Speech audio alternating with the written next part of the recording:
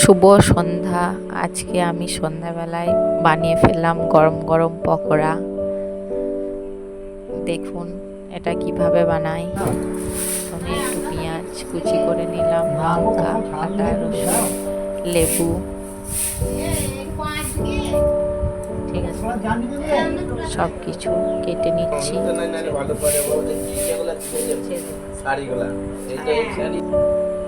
তারপরে একটু কাঁচা মাংস কুচি কুচি সেপে কেটে নিয়েছিলাম। তারপর আদা রসুন একটু থেতো করে নিচ্ছি।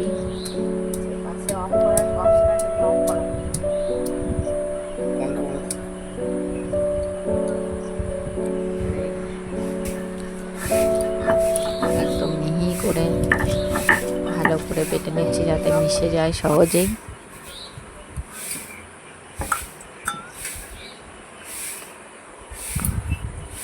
বাটা কমপ্লিট, তুলে নেব। তারপর আমি চিকেনগুলো ভেজে নিয়েছিলাম আগেই। তারপর এতে ধনে গুঁড়ো, জিরে গুঁড়ো, গোলমরিচ গুঁড়ো, বিট নুন, একটু সাদা নুন, এসব দিয়ে ভালো করে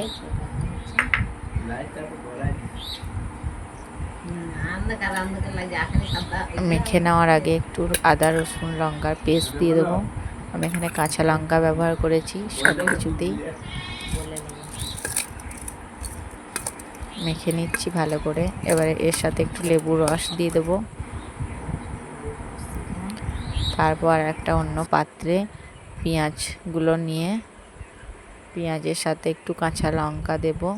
আমি বলেই ছিলাম আপনাদেরকে যে কাঁচা লঙ্কাই ব্যবহার করেছি, শুকনো লঙ্কা আমি কোথাও দিইনি। এবার তার সঙ্গে বেসন দিয়ে নেবো কিছু চামচ। যেমন যে যত পরিমাণে বানাতে চাই সে সেরকম পরিমাণ অনুযায়ী দেবেন। তারপর তার সঙ্গে যেটা মাস্ট লাগবেই, না হলে চিকেন পকোড়া কমপ্লিটই হবে না, কর্নফ্লাওয়ার। এটা লাগবেই, পরিমাণ মতো দিয়ে নেবেন।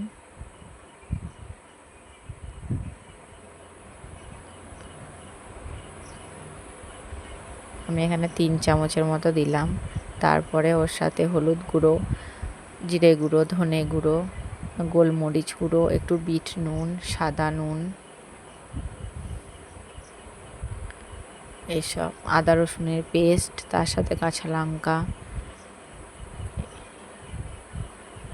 দিয়ে ভালো করে আমি একটু তার সঙ্গে লেবু রস দিলাম।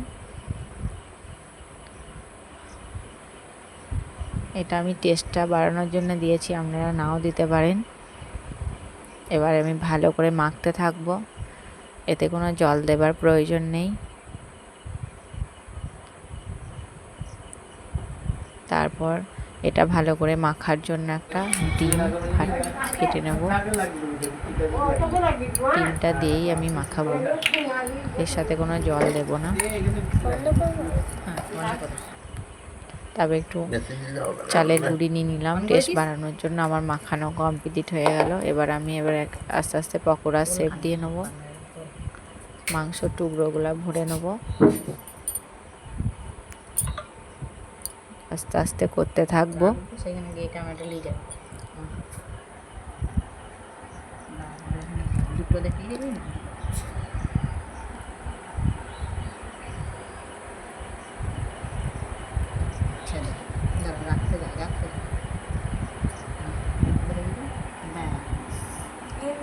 তারপরে কড়াইয়ে তেল দিয়ে গরম করে নিয়েছি আগেই। আস্তে আস্তে এবার একটা একটা করে পকোড়া আমি ছেড়ে দেবো তেলের ওপর। যতটা কড়াইয়ে জায়গা হবে ততটা দেব। ভালো করে লাল লাল করে ভেজে নেবো। আমি একটা চামচ নিয়ে তলাগুলো যতক্ষণ না ভাজা হচ্ছে ততক্ষণ আমি উল্টে নেব।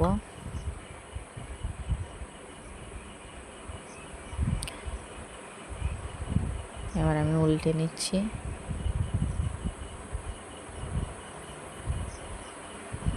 দেখো তলারগুলো লাল লাল ভাজা হয়ে গেছে, সেজন্য আমি উল্টিয়ে দিচ্ছি।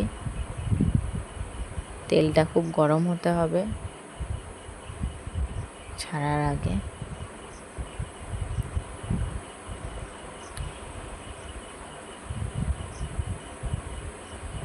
তারপর আমি একটা থালার মধ্যে কলার পাতা নিয়ে নিয়েছি। কলার পাতায় রাখলে খুব সুন্দর দেখতে লাগে, খেতেও স্বাদ লাগে, ওই জন্য একটা কলা পাতা নিয়েছি। এরপর ওতে পকোড়াগুলো তুলে নেবো একটা একটা করে। সাবধানে তুলে নেব।